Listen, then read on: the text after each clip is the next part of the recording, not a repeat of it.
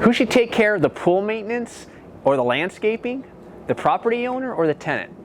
Hi, I'm Kyle at True Door Property Management. Let's talk about it.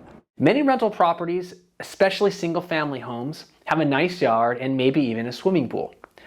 There is no law that says either the owner or renter should be in charge of cutting the grass or cleaning the pool.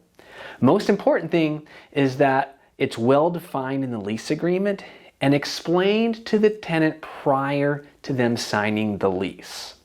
Although you do have the option of putting the tenant in charge of cutting the grass, I never recommend it because it's destined to cause problems. The best way to arrange landscaping is for the property owner to hire and pay for a landscaping company to service the property.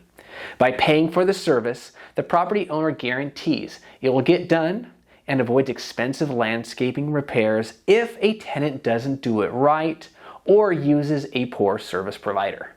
Another huge advantage is that the landscaping company will notify you if the tenant isn't doing something right, like not giving the lawn enough water or allowing the dog to tear up the flower beds. Getting ahead of problems early can save you damage to your landscaping in the long run. If the tenant is paying the landscaper, you just don't get the same advantages.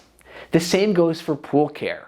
The property owner should be paying for the pool cleaning and any maintenance to make sure it doesn't run into any major problems.